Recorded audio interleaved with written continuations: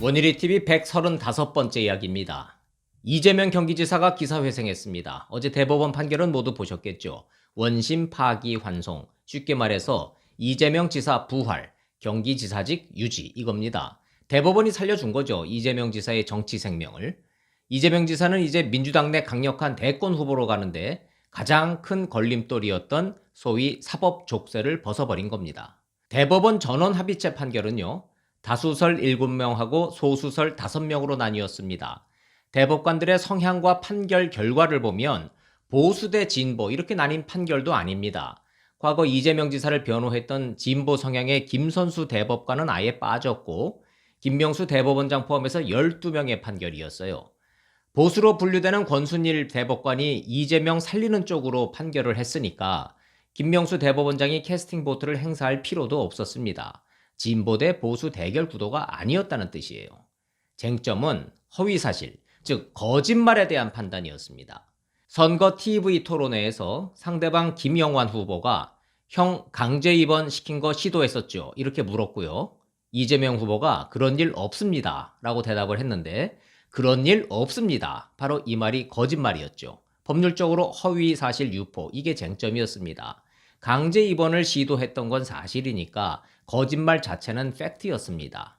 대법원 판결의 쟁점은 그 정도의 거짓말이 지사직을 박탈하고 대권 도전 못하도록 정치 생명을 끊을 만한 허위사실 유포에 해당하느냐, 그걸 가리는 게 판결의 핵심이었던 겁니다. 판결문이 길고 복잡했지만 크게 정리를 해보면 이재명을 살린 다수설의 요지는 이거였습니다. 거짓말은 맞는데 선거에서 그 정도 소극적 거짓말까지 처벌하는 건 과하다. 토론 과정에서 상대방의 질문에 답하다가 하게 된 거짓말이니까 전체 맥락에서 이해해 줄만 하다. 이런 취지였었고, 소수설은 거짓은 거짓이지 소극적 거짓이라는 건 있을 수 없다. 이런 원칙에 충실한 취지였는데 소수 의견에 그쳤습니다. 이재명 지사에 대한 대법원의 판결은 법률 전문가들도 의견이 분분할 것 같습니다. 다만 대법원 판결이 전원 합의체로 넘어갈 때 이재명 지사의 정치 생명을 살리는 쪽으로 기울었다. 이런 기류는 분명히 있었던 걸로 사후 분석은 가능합니다. 저는 그 첫 시그널을 대법원 판결 기일이 16일로 잡혔을 때 느꼈어요. 박원순 사태 터지고 난 뒤에 대법원이 기일을 잡았습니다. 대권 잠룡이었던 박원순 서울시장이 저렇게 갔는데 이재명 경기지사까지 정치 생명을 끊을 거면, 그렇게 결정이 됐다면 이 난리통에 굳이 기일을 잡을 필요가 있었을까? 좀 더 있다가 날짜를 잡았겠죠. 그런 생각을 좀 해봤습니다. 대통령 국회 연설 20분 전에 대법원 판결을 유튜브 생중계한 것도 결과적으로 보면 대법원 판결은 이재명 죽이기 쪽보다는 살리는 쪽으로 기울어져 있었다. 미리부터 그런 전망과 분석이 많았던 게 사실입니다. 크게 보면요, 대법원 전원 합의체는요, 이재명 지사의 거짓말 자체에 대한 판결보다 대권 도전을 못하도록 정치 생명을 끊는 것에 대한 정치적 부담감이 컸을 거다. 이런 분석이 주를 이루고 있습니다. 저도 상당 부분 동의를 합니다. 이재명 지사 정말 기뻐하더군요. 죽었다가 살아났으니까 그럴만합니다. 숨쉬는 것조차 감사하다. 이 말 한마디에 모든 심정이 담겨져 있는 거예요. 그리고 곧 장문의 페이스북 글을 올렸는데 전 그걸 보면서 이거 이재명 지사 대권에 대한 욕구, 정치적 야심은 정말 대단하다. 새삼 또 느꼈습니다.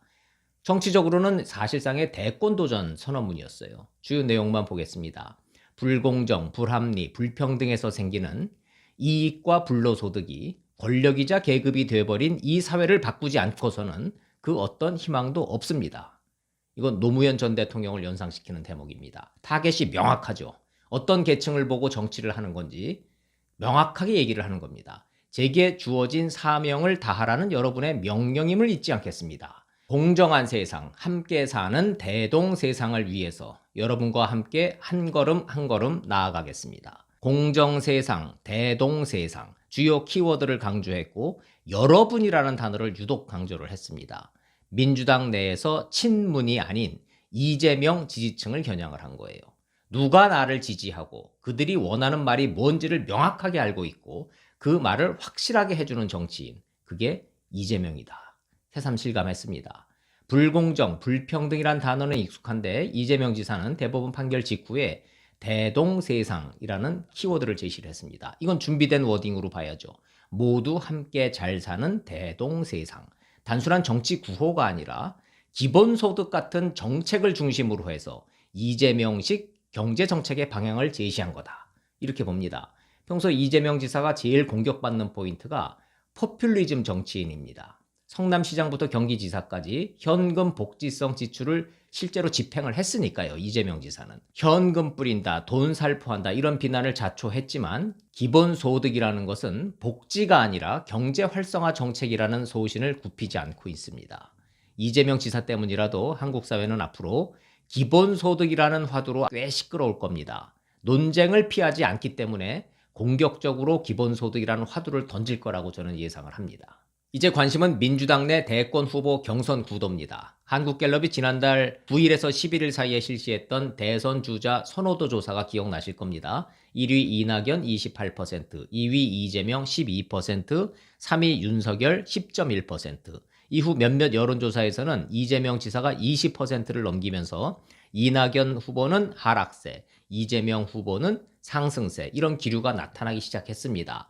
대법원 판결만 넘어서면 이재명 지사는 폭발성이 큰 대권 후보다 이런 이미지가 강해진 거예요.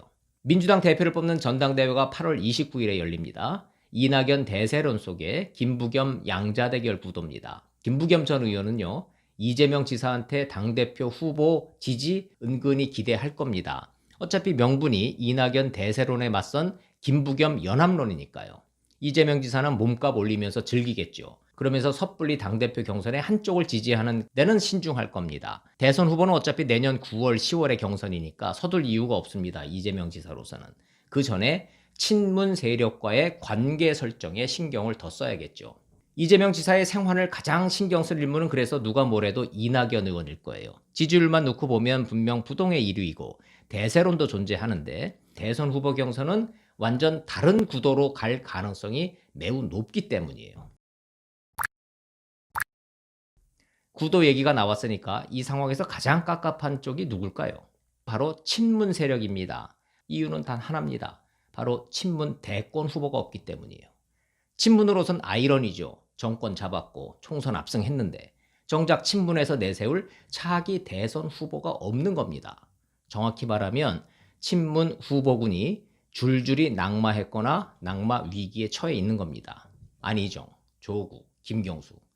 친문 세력은 어찌 보면요. 단 한순간도 이낙연 의원을 대권 후보로 민 적도 없고 앞으로도 밀 생각이 있을까 싶습니다. 그래서 김경수 경남지사 2심 재판 결과가 더 중요해진 거예요. 결국 내년 상반기 중에 민주당 대선 후보 구도는 3파전으로 갈 거다. 이 예상은 공통 분모입니다.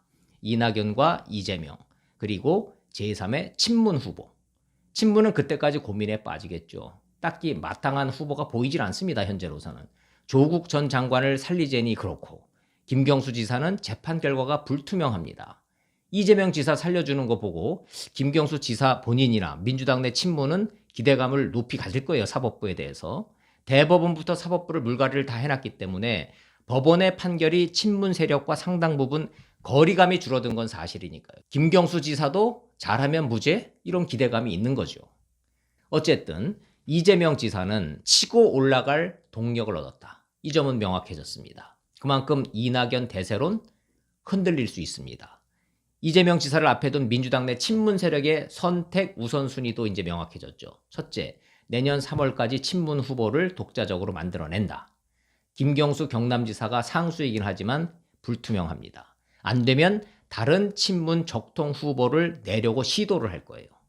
둘째, 끝내 친문 후보를 만들지 못하거나 찾지 못하면 이낙연 대세론을 밀고 올라탄다. 마지막으로 이도저도 안 될 때 마지막 선택지가 이재명 후보를 선택한다.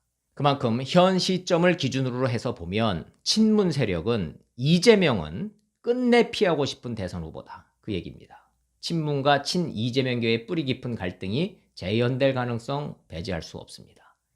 친문이 독자 후보를 내지 못하는 경우가 이재명 지사가 가장 원하는 구도죠. 그러면 친문은 둘로 쪼개질 겁니다. 이낙연 지지와 이재명 지지로. 그래서 이재명이 친문의 절반을 끌어들여서 콘크리트 자기 지지층하고 합치면 얼마든지 이낙연 대세론을 뒤집을 수 있다라는 그런 게임의 전망을 갖고 있는 겁니다.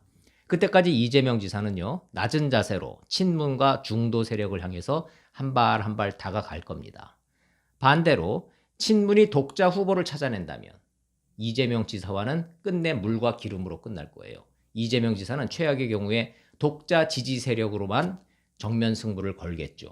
친문과 이재명 지사 측의 갈등의 골이 그만큼 깊다. 그 현실을 말씀드리는 겁니다.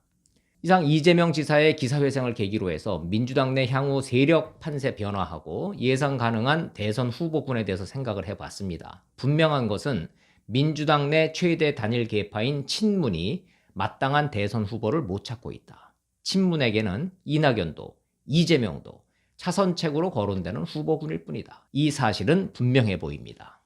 그럼 야당인 미래통합당 입장에서는 이재명 지사의 기사회생, 어떤 정치적 의미를 가질까요? 현재로선 지켜보는 수밖에 없습니다. 마땅한 대권 후보를 찾지 못하는 상황이니까 득실을 따질 수준도 계제도 안 된다 그 말입니다. 현재로선 내년 4월 보궐선거에서 서울시장, 부산시장 가져오고 대선 후보 경선 흥행으로 이어간다. 이 정도의 막연한 계획표를 구상하는 수준이 통합당 수준입니다. 여권처럼 이낙연, 이재명처럼 차선책이나마 눈에 띄는 후보라도 있었으면 좋겠지만 그런 후보도 없는 현실적 한계를 부인할 수가 없습니다. 그런데 어쩌면 역설적으로 현재 눈에 띄는 후보가 없는 것이 통합당에겐 오히려 장점이 될 수도 있습니다. 이낙연이 됐든 이재명이 됐든 민주당의 대선 후보는 현 정권의 경제 실정과 국민 통합 실패로부터 자유로울 수가 없습니다. 기회의 평등, 과정의 공정, 결과의 정의로움, 어느 것 하나 실현된 게 없죠. 얼마나 공허한 구호였는지 입진보, 즉 입으로만 하는 진보에 대해서 국민적 실망감은 점점 커질 겁니다. 그렇게 가면 2022년 대선은 인물 대결보다는 어차피 당 대 당, 진보 대 보수, 진영 대결로 갈 가능성이 클 겁니다. 결국 여야 모두 내년 하반기나 돼야 대대적인 오디션 방식의 대선 후보 경선 흥행몰이를 시작할 거다. 이렇게 예상을 합니다. 삼김 시대 때는 카리스마가 대선 후보를 결정했고 이후에는 시대 정신이 대선 후보를 만든다 했습니다. 차기 대선에서는 어떤 시대 정신이 어떤 대선 후보군을 만들어서 어느 쪽이 흥행몰이에 성공할지 궁금합니다. 그런 점에서 이재명 지사의 생화는 정치 흥행쇼의 예고편 정도로 이해하시면 될 것 같습니다. 원일이 TV 마칩니다. 고맙습니다.